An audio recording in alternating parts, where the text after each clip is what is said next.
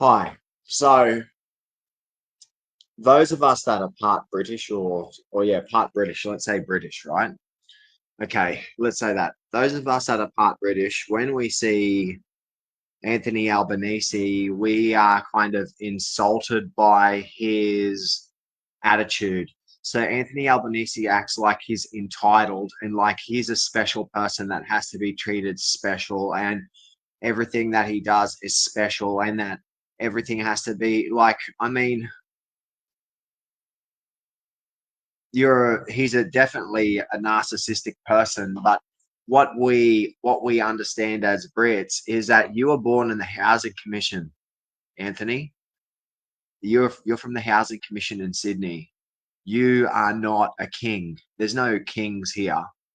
You're not a king. You act like a king. You act like an entitled king. You act like your legacy is sealed and you are a king. You have lied about me and you believe that you are a king.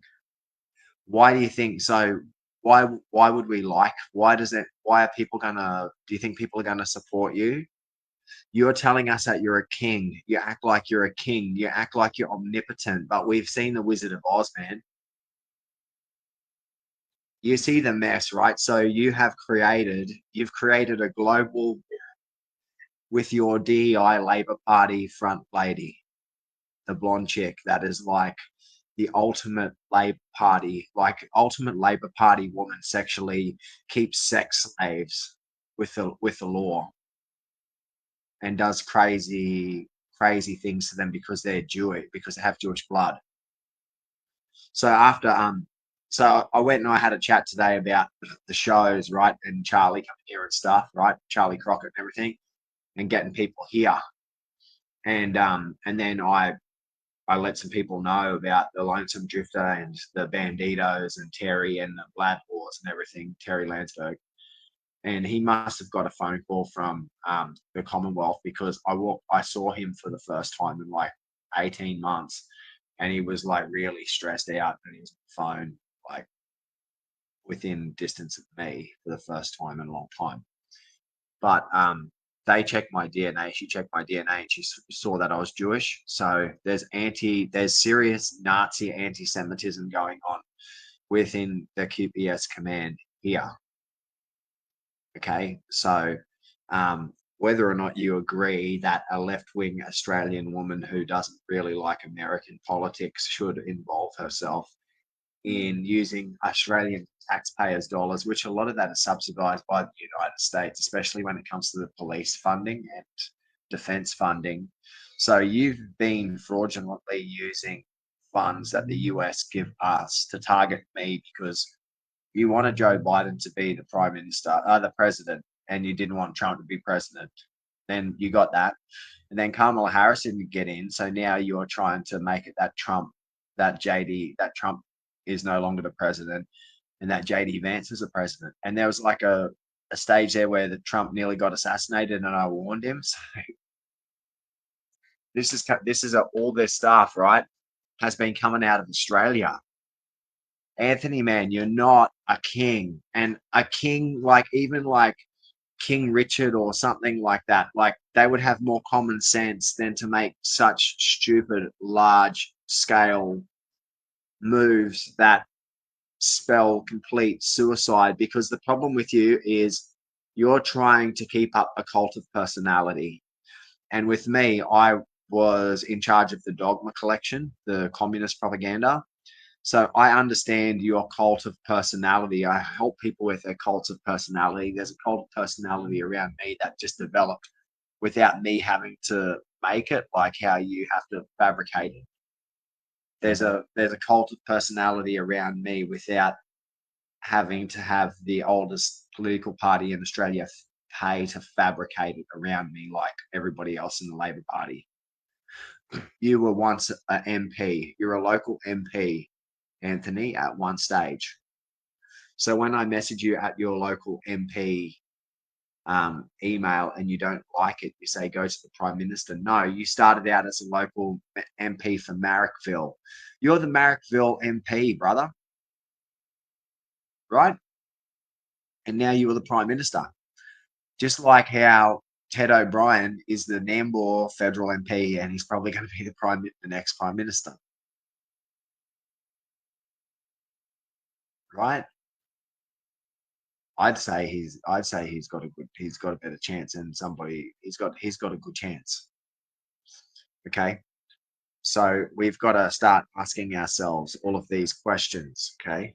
Um, why are you acting like you are a king? Why are you acting like you're the king of Australia and we can tell that you are doing so with me, right? You rip me off and you say you can't have a business and food and a roof over your head at the same time and feed your family. So decide, right?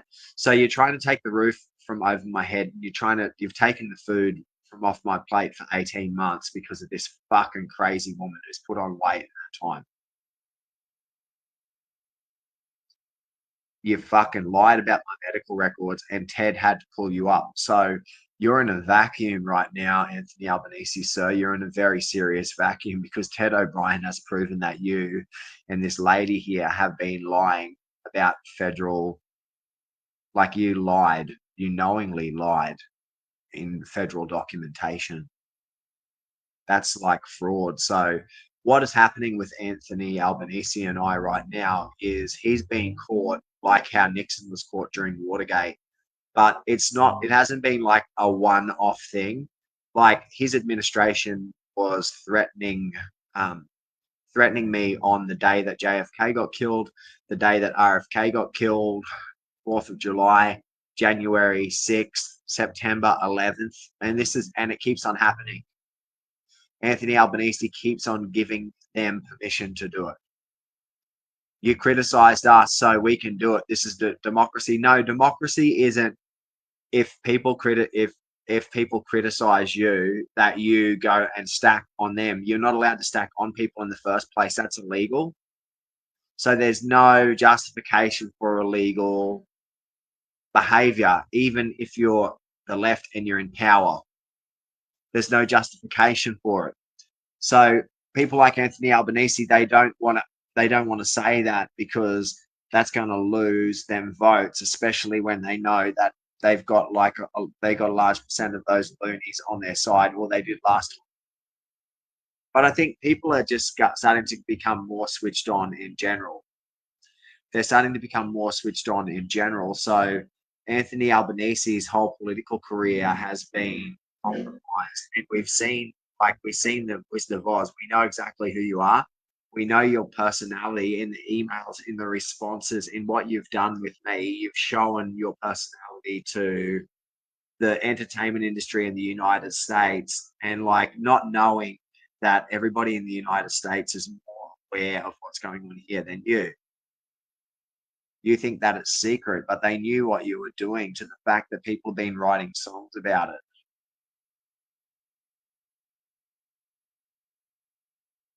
This is out and out anti Semitism. My uncle was getting trouble too, John Curley, with these people because of our bloodlines and stuff. These people here, man, they're fascists, and that's not an easy word to throw around, but they are fascists, 100% fascist in their ideation, in their belief of race and what race is and all that type of stuff.